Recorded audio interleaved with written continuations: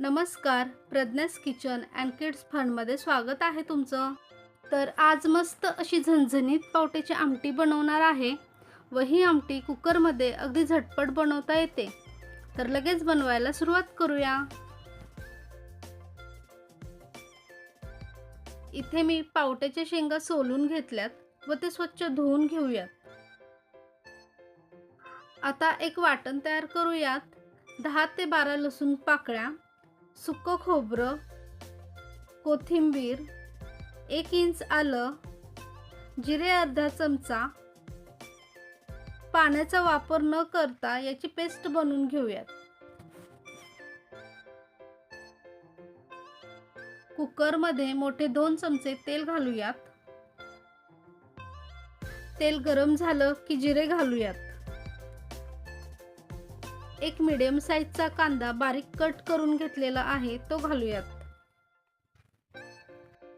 व golden colour होईपर्यंत भाजून घेऊयात. कांदा भाजून झालेला आहे. यामध्ये आपण वाटण बनवलेलं ते घालूयात. गॅसची फ्लेम मीडियम टू लो ठेवून हे मसाले भाजून घेऊयात. कढीपत्ता घालूयात.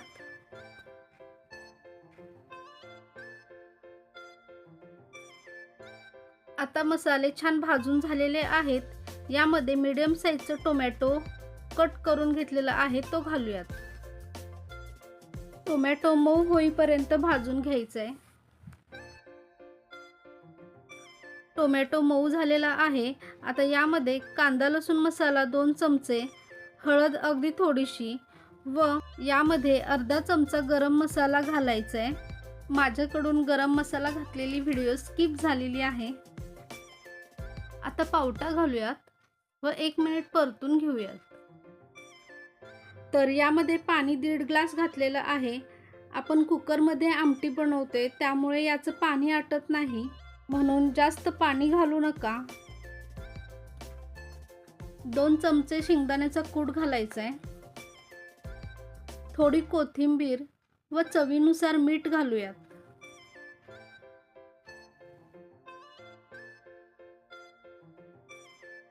कुकरचं झाकण लावून 2 शिट्ट्या करून घेऊयात.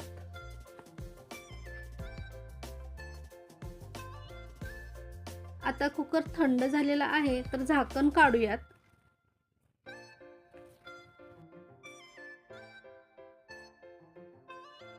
तर अशा प्रकारे आपली झणझणीत अशी पावट्याची आमटी झालेली आहे.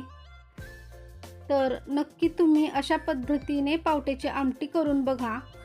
आवडल्यास चॅनलला लाईक व सबस्क्राईब करायला विसरू नका. थँक्यू.